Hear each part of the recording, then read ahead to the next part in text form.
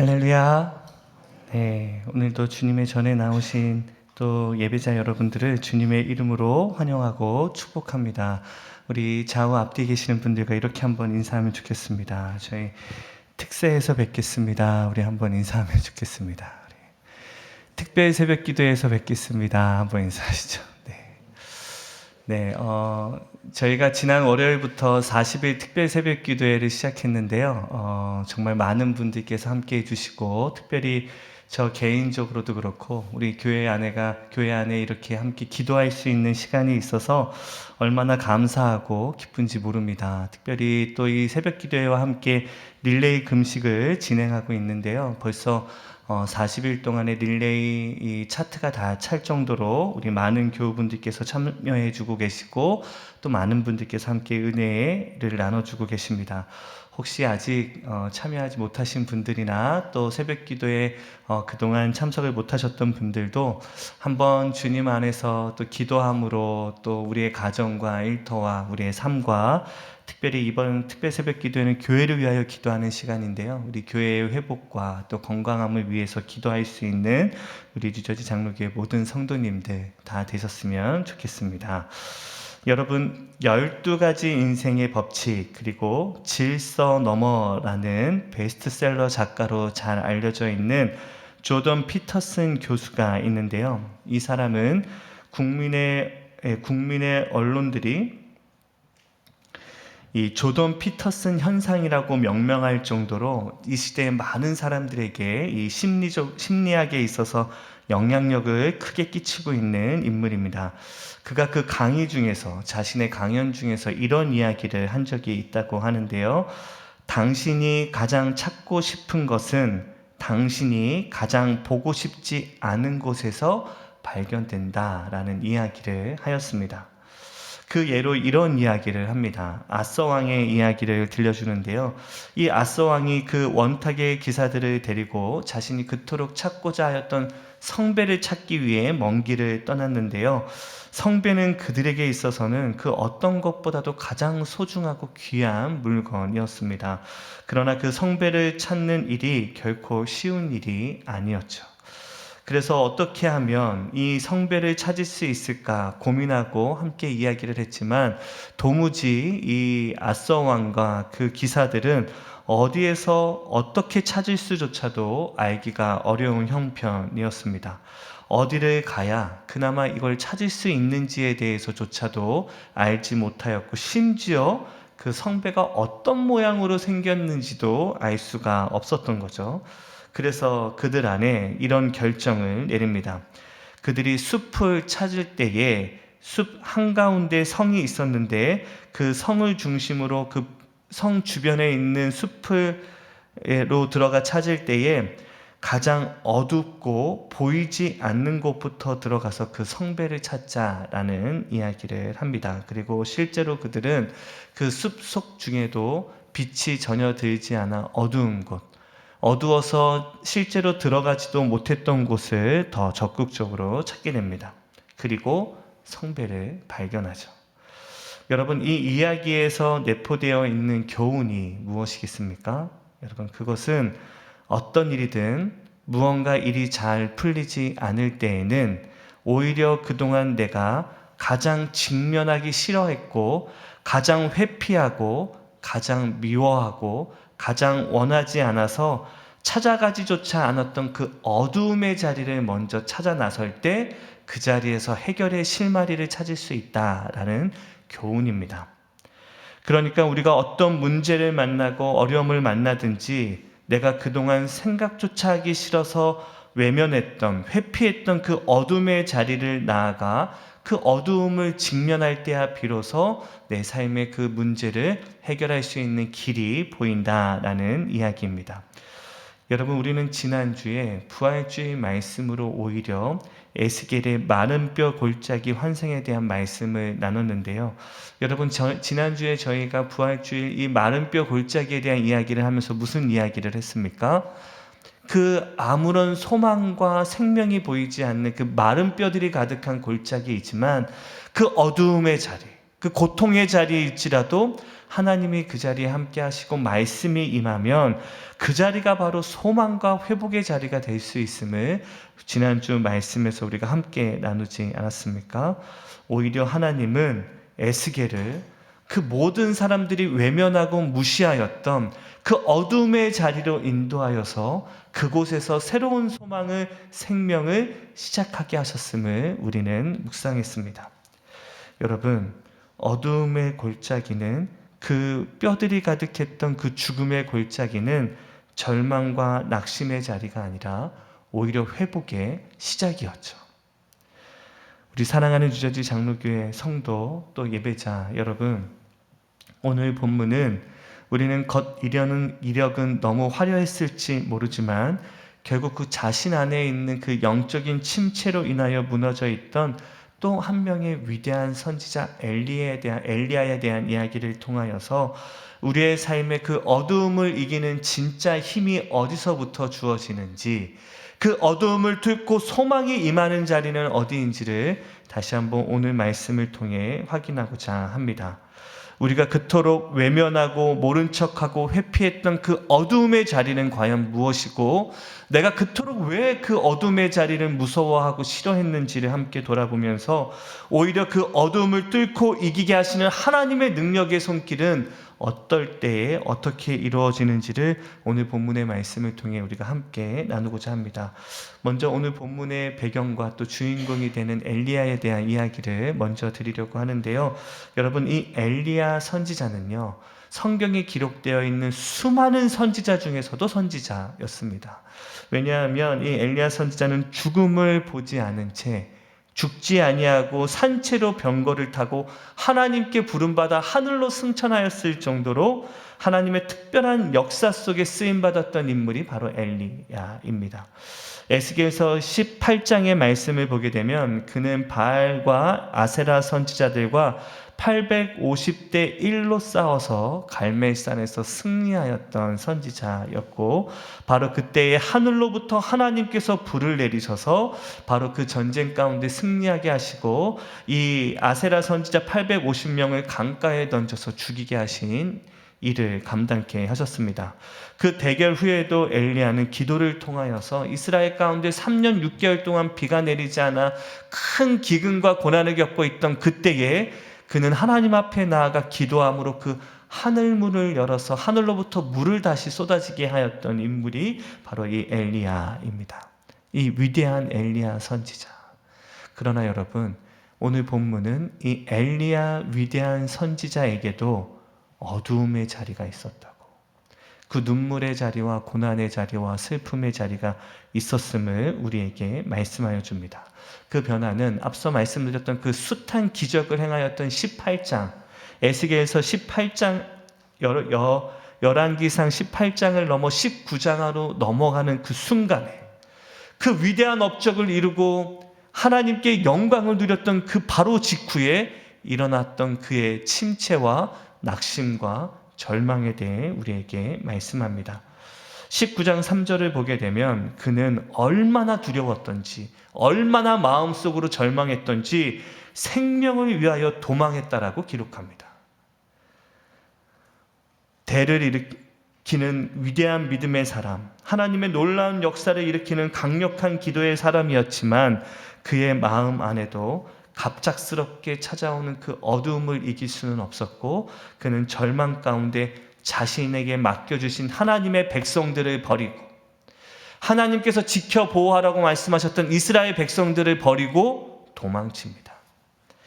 850명의 바알 선지자들과 두려움 없이 맞섰던 엘리야. 한 여인 이세벨의 협박으로 인하여서 혼비백산하여 도망칩니다. 그 위대한 영웅전이 한순간에 실패와 절망의 이야기로 바뀌는 순간입니다. 오늘 이 이야기가 어떻게 시작되는지를 기록하고 있는 오늘 본문 1절의 말씀을 우리가 한 목소리로 함께 읽겠습니다. 시작. 아합이 엘리야가 행한 모든 일과 그가 어떻게 모든 선지자를 칼로 죽였는지를 이세벨에게 말하니. 여러분, 말씀을 보게 되면 이제는 혹 이 아합의 이야기를, 이 아합이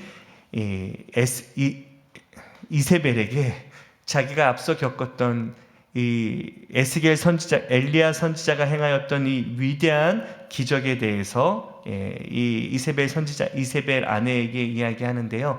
다른 이야기가 아니었습니다. 앞서 18장에서 이야기했던 바로 그 하늘로부터 불이 임하여서 850명의 그 아세라 선지자들을 진멸했던 이야기와 3년 6개월 동안 막혔던 그 하늘길을 열어서 하늘로부터 비를 쏟아지게 했던 그 역사에 대한 이야기를 아내 이세벨에게 하는데요. 오늘 본문 1절의 말씀을 다시 한번 화면으로 보여주시면 그 아합이 자신의 아내에게 그 현상을 어떻게 이야기하는지를 기록합니다.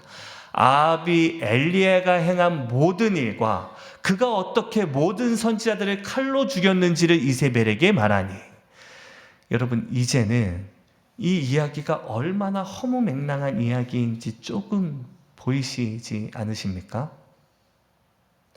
여러분 이 말씀이 얼마나 허무맹랑하고 얼마나 말도 안 되는 이야기입니까?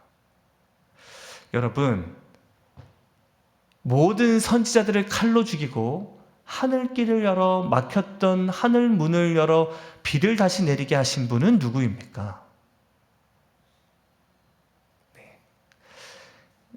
대답하기가 어려우면 교회에서는 무조건 하나님이라고 하면 됩니다. 다시 화면을 다시 한번 보여주시면, 여러분 아합이 뭐라고 이야기하냐면 자기 아내에게 그 기적을 행한 사람이 누구라고 기록합니까? 엘리야라고 기록합니다. 그러나 여러분, 그 기적을 행하고 그 악한 아세라 선지자들을 멸하고 하늘로부터 다시 비를 내리게 하신 분은 누구십니까? 하나님이십니다. 그런데 여러분, 아합은 하나님의 역사를 지금 엘리야의 역사로 잘못 알고 잘못 전하고 있는 겁니다.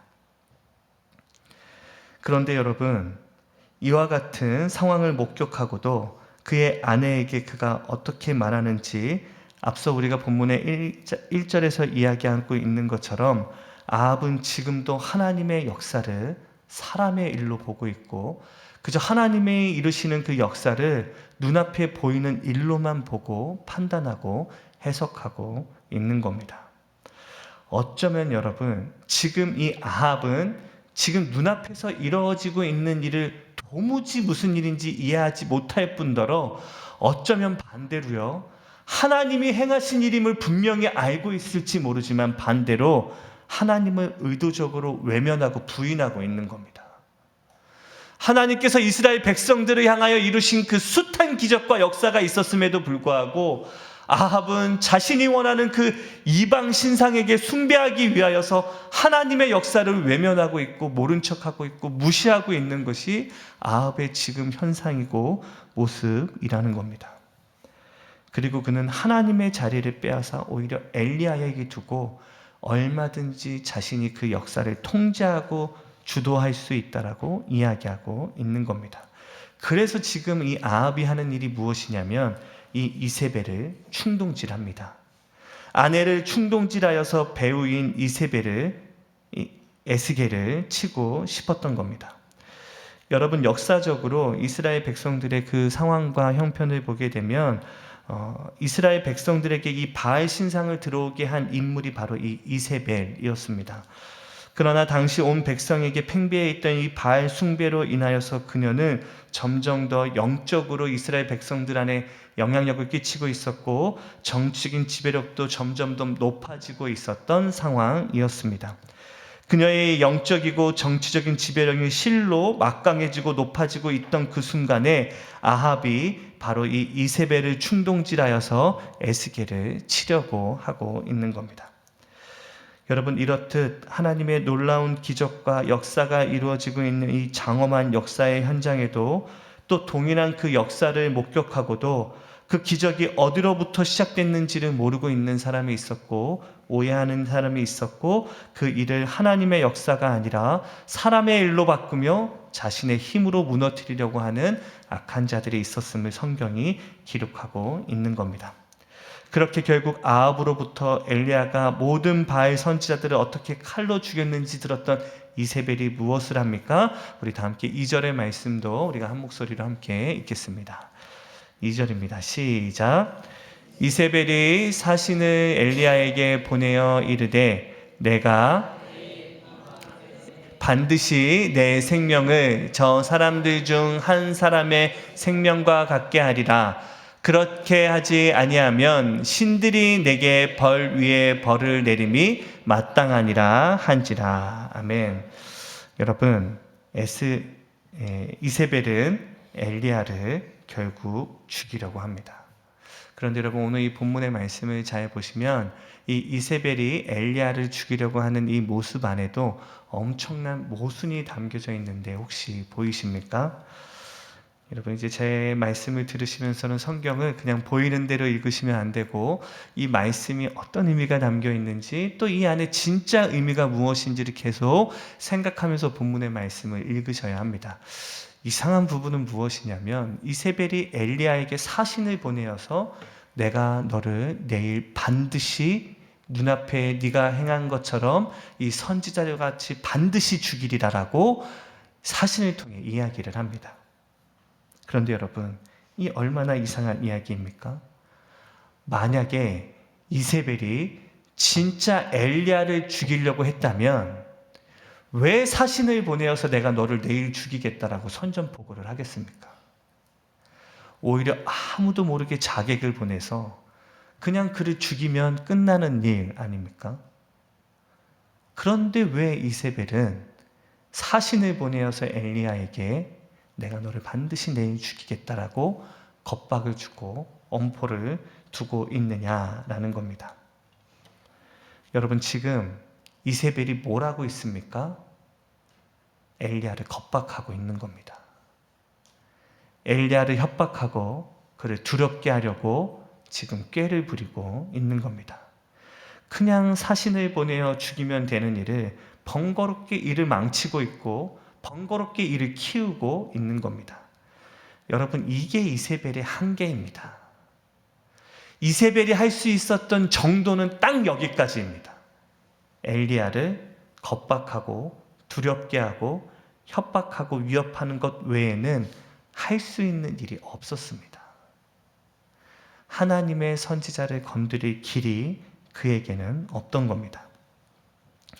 여러분, 저는 지난번에도 말씀드렸던 것처럼 저희 아버지가 충청도 출신이셔서 어릴 적 명절이 되면 시골에 가끔 간 기억이 있습니다.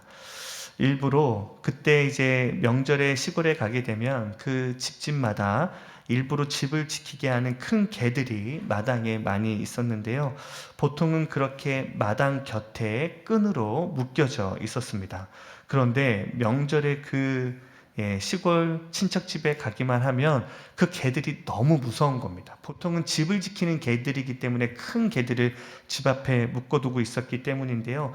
개가 짖고 달려들고 소리를 치면 분명히 줄에 묶여 있었는데도 얼마나 두려웠는지 모릅니다. 그래서 일부러 그 개를 피해서 도망가기도 하고 밤에 화장실을 가려고 하다가도 그 개가 무서워서 참고 있다가 아침에 간 적도 있습니다. 그렇게 달려드는 기세가 얼마나 무섭고 소리가 얼마나 큰지 지나가다가 깜짝깜짝 놀라고 두려워서 도망쳤던 기억들이 있는 거죠. 그럴 때면 아버지가 항상 이야기하셨습니다. 겁내지 말라고. 묶여있다고. 그러니까 절대로 너를 물지 못할 거라고. 그러니까 걱정하지 말고 그냥 가라고 말씀하셨는데요. 그러나 어린 마음이 그게 얼마나 두렵고 무서웠는지 그게 그렇게 극복하기가 쉽지 않았던 거죠. 여러분, 이게 무슨 말을 하는 겁니까? 여러분, 개들은, 강아지들은 절대로 우리를 물지 못합니다. 반대로 여러분, 사탄은 절대로 우리를 물지 못합니다. 예수 그리스도의 십자가의 복음으로 인하여 묶여있던 그 사단마귀 권세들은요, 절대로 성도들을 물거나 해하거나 무너뜨리지 못합니다. 사단이 하는 일은 결국 성도를 겁박하는 일이고 두렵게 하는 일이고 무섭게 하여서 좌절케 하는 일인 겁니다. 사단이 하는 일은 그런 겁니다. 쪼르르 달려와서 겁박하고 소리 지르고 무너지게 하고, 그러나 그 실체는 무엇입니까? 예수 그리스도의 그 복음의 끈으로 묶여있는 강아지들일 뿐입니다. 여러분, C.S. 루이스의 스크루테이프 편지에 기록되어 있는 이야기인데요. 이 책은 경험만큼 노련한 악마 스크루테이프가 조카 후배인 윈 우드에게 어떻게 하면 이 악마짓을 잘할 수 있는지에 대해서 가르치고 교훈하는 편지에 대한 이야기입니다. 그런데 이 책에서 그 스크루테이프가 인간은 어떻게 영적으로 잘 침체 가운데 빠뜨릴 수 있는지에 대해서 그 후배인 윈 우드에게 이야기하면서 이렇게 이야기했는데요. 이런 이야기를 합니다. 그는 무슨 일이 있어서라도 인간의 시선을 감각적 경험의 흐름에 두어야 하고 그것이 실제의 삶이라고 믿도록 하고 그 실체가 무엇인지를 묻지 못하도록 하라라고 그에게 강조합니다. 다시 한번, 그는 무슨 일이 있더라도 인간의 시선을 감각적인 경험에 묶어두고 그게 실제 삶이라고 믿도록 만들어라. 그러면 그는 더 이상 실체를 묻지 않고 바로 눈앞에 보이는 그 현상으로 인하여 그 자리에서 낙심하고 무너질 것이다 라고 이야기합니다. 이게 무슨 말이냐면 그냥 눈에 보이는 그대로 믿게 하라라는 이야기입니다. 그 삶의 배후에는 예수 그리스도와 하나님이 계심을 깨닫지 못하고 바라보지 못하고 생각하지 못할 정도로 그냥 눈앞에 보이는 상황과 형편에 매몰되어서 힘들고 어려운 일이 있으면 좌절하고 무섭고 두려운 일이 생기면 두려워하고 걱정하고 근심하고 내 삶에 반복되는 어려움과 또 문제들이 있을 때에는 절망하고 낙심하라고 우리에게 가르치고 있는 겁니다. 우리 사랑하는 예배자 여러분, 여기 사단이 이야기하는 진짜 삶이란 무엇입니까? 바로 하나님과 함께 동행하는 영적인 삶입니다. 보이지 않는 영적인 세계는 바로 진짜 우리가 살아가고 있는 하나님과 동행하고 있는 삶이며 사탄은 계속해서 그 진짜 영적인 삶이 아니라 그냥 눈앞에 보이는 우리의 현실만 살라고 우리에게 당부하고 있는 겁니다.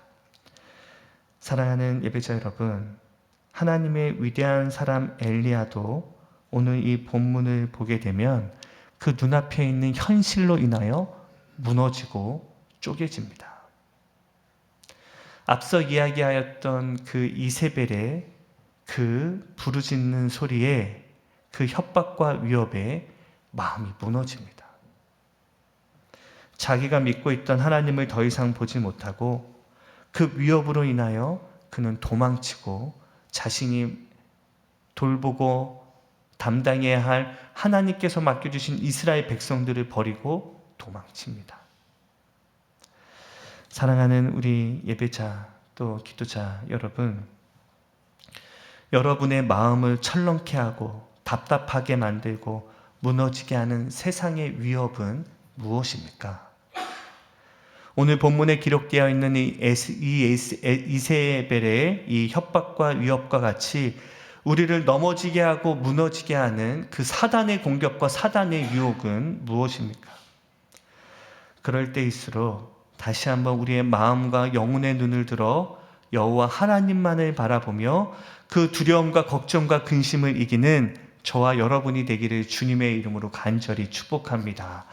여러분, 우리의 삶은 그 사단의 위협에 갇힌 인생이 아니라 우리의 삶에 허락하여 주신 예수 그리스도의 십자가의 복음으로 인하여 우리는 참된 자유와 영광을 누리는 하나님의 자녀임을 기억하며 아무리 사단이 우리를 위협하고 우리를 겁박하고 우리를 협박한다라고 할지라도 하나님이 주신 그 말씀 붙들고 이 세상을 능력 있고 담대하게 주어진 사명을 끝까지 평생토록 감당하며 하나님의 영광을 드러내며 살아가는 저와 여러분이 되시기를 주님의 이름으로 간절히 축복합니다.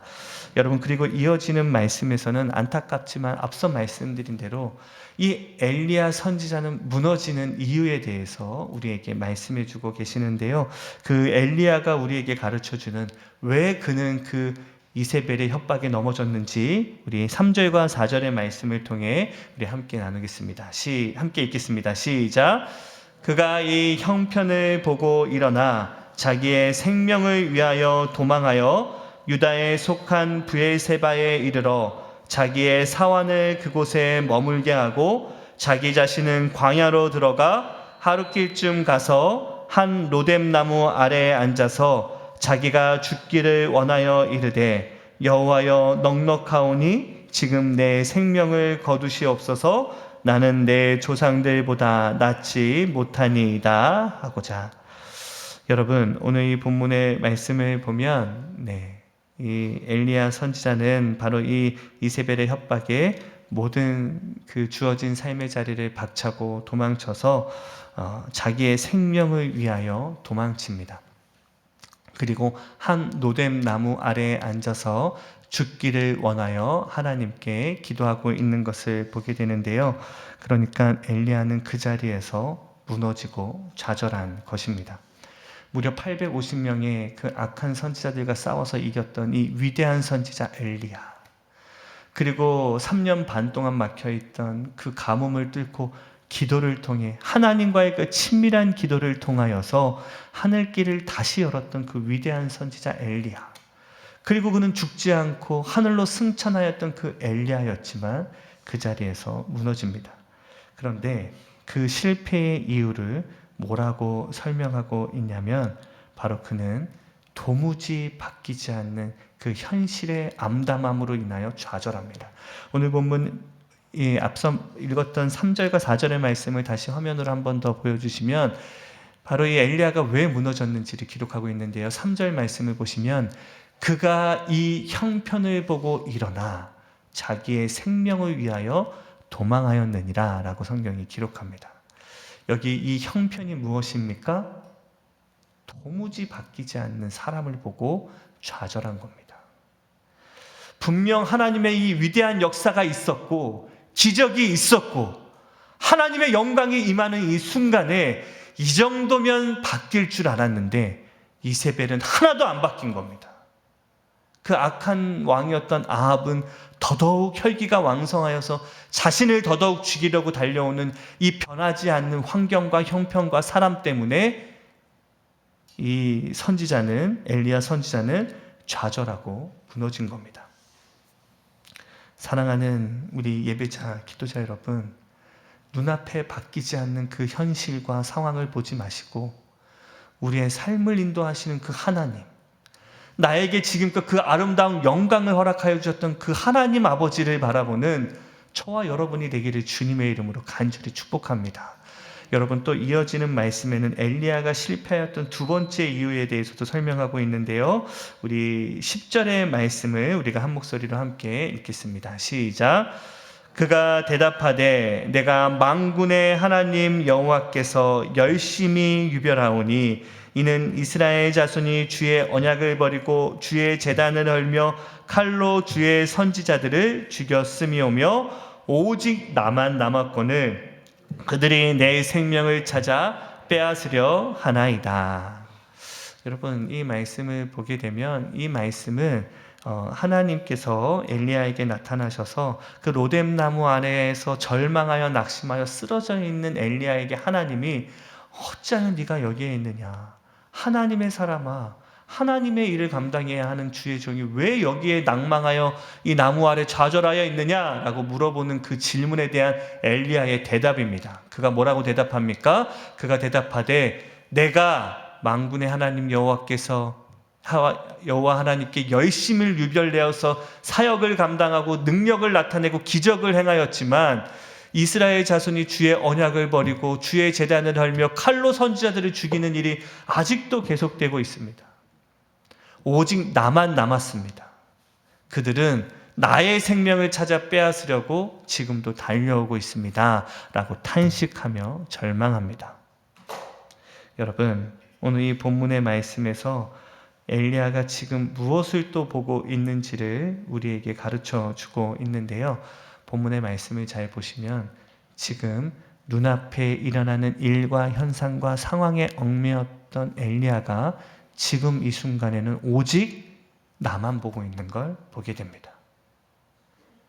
내가 이렇게 했는데, 내가 이렇게 열심을 내어서 이 영광스러운 일을 행하고 기적을 행하였는데 하나도 바뀌지 않고 있습니다. 그리고 지금 나는 나 혼자만 남아 있습니다. 그리고 그 사람들이 나를 죽이려고 찾아옵니다. 여러분, 앞서 오늘 본문의 말씀을 시작하면서 아합이 왜 잘못된 이야기를 하고 있는지 이야기하지 않았습니까? 여러분, 하나님의 사람 엘리야가 지금 똑같은 일을 하고 있는 겁니다. 똑같은 말을 하고 있는데, 내가 행하였는데 지금 나 혼자 남아있고 나는 지금 죽을 지경이 되었습니다.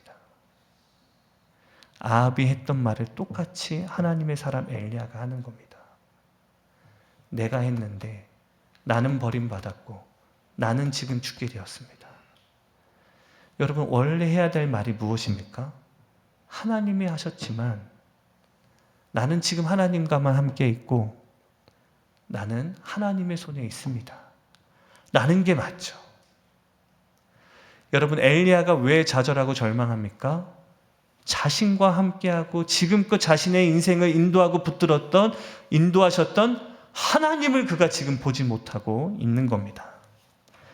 사랑하는 예배자 여러분, 위대한 선지자도, 위대한 영광을 이뤘던 주님의 종도 하나님을 바라보는 영적인 시선이 무너지면 죽는 겁니다.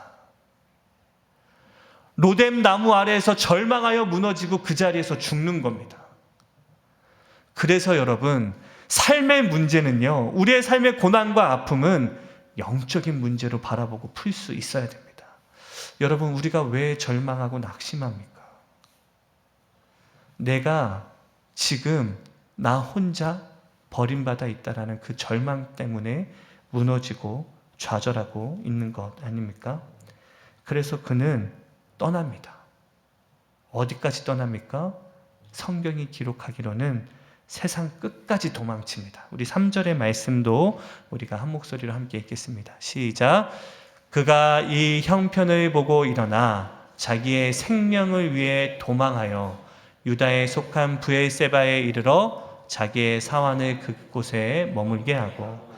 여러분, 왜 제가 이 본문의 말씀을 보면서 그가 세상 끝날까지 도망쳤다라고 이야기하냐면, 여기 기록되어 있는 본문에 하이라이트 되어 있는 이 본문의 말씀에 동사가 3개가 있는데, 보고, 일어나, 도망하여, 이 동사 3개는요 다 지금도 계속해서 진행되고 있는 현재 진행 동사형입니다.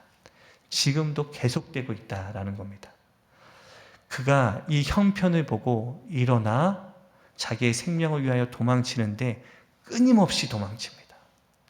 갈 바를 알지 못하고 갈 수 있는 대로 도망칩니다.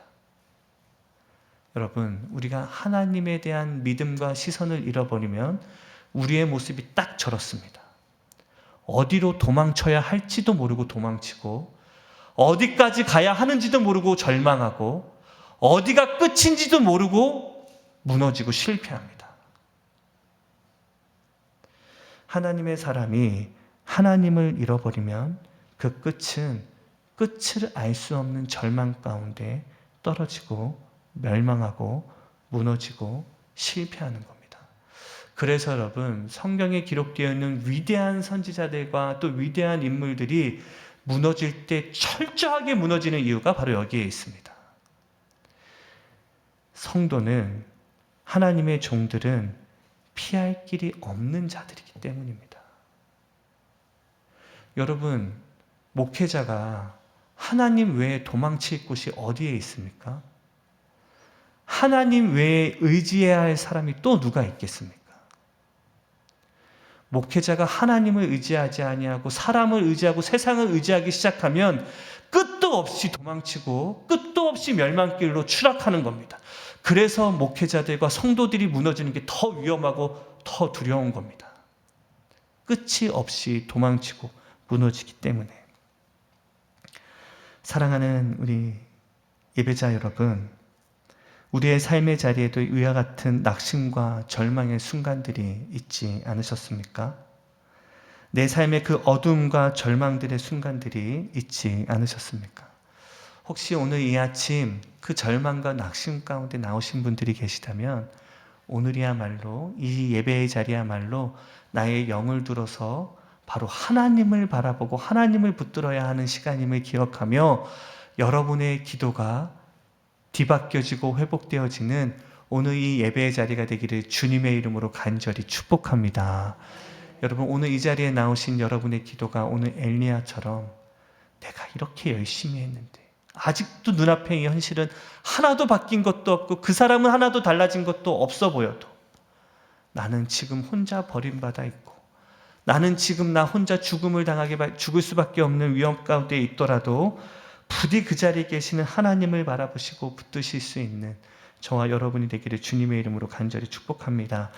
여러분, 제가 마지막 이야기 하나를 하고 말씀을 마치려고 하는데요. 척 스윈돌 목사님이 쓴 책을 보게 되면 존 로렌스가 쓴 한 일화가 기록되어 있습니다. 어느 날 마귀가 자기의 도구를 박람회에 전시를 하겠다라는 광고를 냅니다. 세일을 한다고도 하고 많은 사람들을 그 전시장에 불러 모으고 있는 겁니다. 그리고 그 마귀가 자신들이 사용했던 그 유혹의 도구들을 나열해 놓고 거기에는 가격표를 매겨 놓았습니다. 아주 유용한 도구들, 마귀들이 이 사람들을 미혹할 때 쓰는 유용한 도구들이 많이 전시되어 있었는데요. 그 중에 하나가 탐욕, 증오, 시기, 질투, 거짓, 자만, 의심, 이런 것들이 쫙 나열되어 있었습니다. 그런데 그 많은 내용들 중에도 조금 더 떨어지고 또 특별하게 구별되어 있는 자리에 아주 낡아 보임에도 불구하고 가격표가 높게 책정되어 있던 무기 하나가 있었는데요. 그것은 무엇이었냐면 바로 낙심과 실망이었습니다. 그러자 이 가격이 의아했던 구매자가 이렇게 물어봅니다. 아니, 이건 왜 이렇게 비싸게 가격을 매겨 놓았냐고. 그러자 마귀가 이렇게 대답합니다. 왜냐하면 다른 것보다도 훨씬 더 이 실망과 낙심이 유용하기 때문입니다. 평상시에는 사람들에게 이 탐욕과 증오와 시기와 질투와 거짓과 자만과 의심 같은 이 악한 마음을 심어두는 게 너무 힘들고 어려운데 오히려 이 낙심과 실망을 한 방울만 떨어뜨리면 다른 이 악한 다른 무기들을 사용하는데 너무 편하다라는 거죠. 그래서 실망과 낙심한 영혼에게는 모든 자신이 갖고 있는 도구가 다 사용되지만 낙심하지 않고 실망하지 않는 자는 절대로 다른 공격으로도 공격이 안 된다라는 설명이었습니다. 여러분, 실망과 낙심이 이렇게 무섭습니다. 실망하고 낙심하면 우리의 삶의 수많은 유혹들이 우리를 공격하고 우리를 좌절케 하고 무너지게 합니다. 간절히 소망하기는 오늘 우리에게 주신 이 하나님의 말씀에 따라 저와 여러분의 삶이 오직 주 여호와 하나님을 향한 그 온전한 시선으로 인하여 절망하고 낙심하는 인생이 아니라 오직 하나님으로 인하여 매일매일 승리하며 하나님께 영광이 되는 거룩하고 복된 우리의 삶이 되기를 주님의 이름으로 간절히 축복합니다. 우리 주신 말씀의 은혜를 생각하며 함께 기도하겠습니다. 사랑의 하나님 아버지, 감사합니다. 오늘 이 아침 우리를 주님의 전으로 인도하여 주시고 주께서 허락하여 주신 이 귀한 말씀을 통하여서 다시 한번 살아계시는 그 하나님의 능력과 은혜 가운데 절망과 낙심이 아니라 하나님이 주시는 위로와 소망을 붙들게 하여 주심에 감사합니다.